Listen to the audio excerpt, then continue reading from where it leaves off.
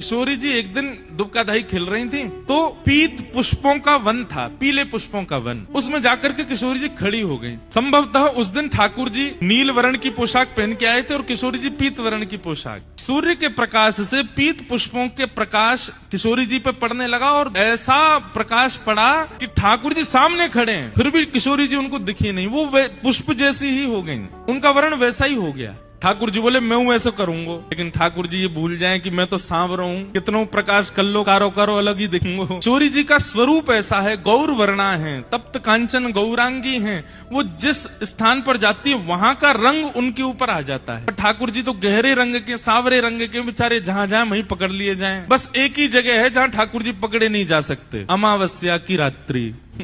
वहां में तो ठाकुर जी तभी मिलेंगे जब हंसेंगे, जब दांत दिखे तब पता चला ओ ये खड़ो कन्हैया। नहीं तो ठाकुर जी तो अंधियारी रात में खो जाएं, मिले ही ना है। तो पहले ही सखियां जाकर के ठाकुर जी से कह देते हैं सुनो।